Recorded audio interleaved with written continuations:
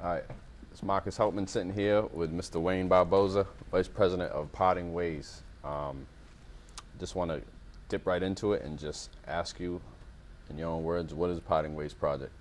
Well, the Parting Ways Project is actually a recovery of a history that was lost for several hundred years. We're talking about the Revolutionary War and the founding of the country back in the days of the Pilgrims and the days of George Washington.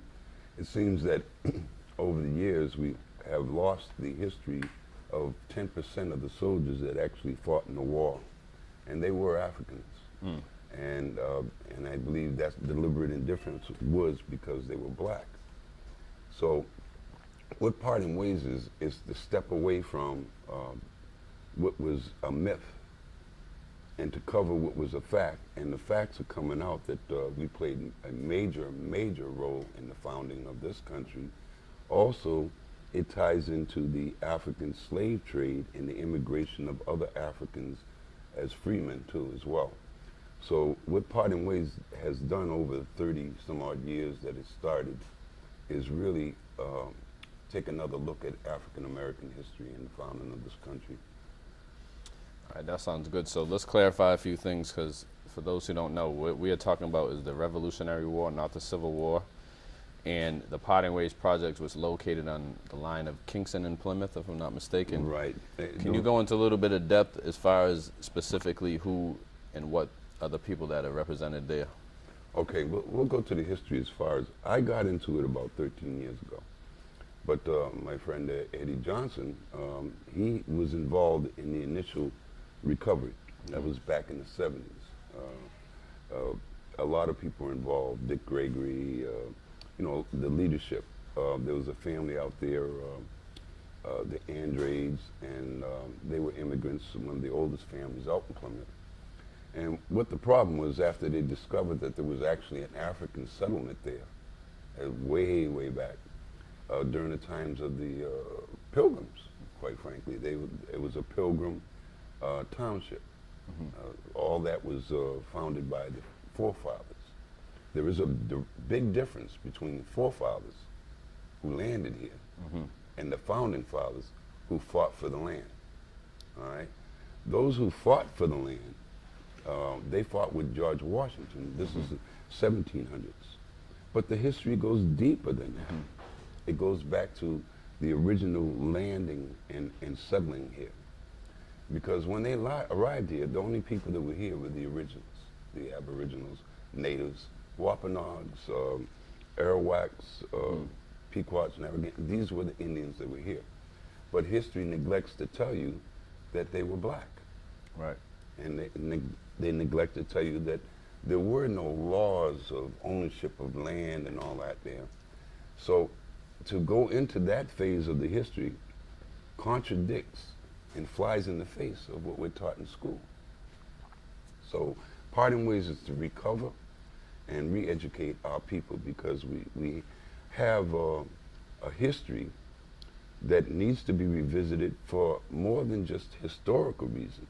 Exactly. But for cultural and heritage reasons, because the heritage indicates that we own a lot of land. We were given a lot of land, we settled a lot of land. And through the different race issues that were rolling around during then, we lost. So the site, the village, the town, just turned back into the woods, and they try to keep it quiet until Eddie and this family come along, and they kept spreading the story. And there was quite a few people back in the 70s that tried to, but they were leaders that didn't, they weren't big leaders yet. Right. They weren't known internationally or nationally. And it was easy for a more powerful group to come along and pull them away from the mission of bringing this history to the classroom. So when I came along in 2000, I never heard of anything such as 5%, 10% of the soldiers being black. I thought there was like 2 or 3. Right. You start to find out they're a major part of the Right. war. Right. And if you go look into the history books, there were none. Right. There was nothing available. And when you talk to the universities and the teachers and professors, they didn't know nothing either. So I stopped the fatherhood program that I had going, and we went into this Parting Ways. And Parting Ways right now is about to build a museum. And we have the support of the Sons of the American Revolution and a lot of established organizations per se. But because of their rules and their regulations and what they believe in, they haven't really given any financial support, or it's like that. Everything's compartmentalized. And also, you have to realize that if the history was really brought out, that they'd have to change some of their history. Right. Exactly. Yeah. Because they ain't exactly all that hero stuff. Right. Now it's perfect. Let's tie in, because it's interesting. We spoke before, but I want you to tie in the Cape Verdean culture with the New Guinea Project and the Parting Ways, because that's a big piece that my age group and younger it's a major part of our history, and it's very interesting. All right, here's the best way to do it. We're told that Christopher Columbus discovered America, but the actual fact is he never stepped foot in North America. He actually went directly to the Caribbean area, Haiti, Puerto Rico, and so forth, Dominican Republic. And they don't tell you how he got there. They say he wandered trying to find the East. But in reality, he had maps. And these maps come from a time that the church had suppressed, ancient civilizations that the church had suppressed because these civilizations were black or Jewish. And the Greek and Roman Empire wasn't about to say, blacks are our father. You know what I mean? We got civilization from them. So they had to eliminate this history, get rid of all the art, all the facts, all the relics and so forth, over hundreds of years of a crusade. And this is where you get your knights and your Freemasons and your Rosicrucians and all these secret societies and the Vatican, all this is involved. Because we're going back to a time when Spain, for 800 years, was the center of a civilization. Right.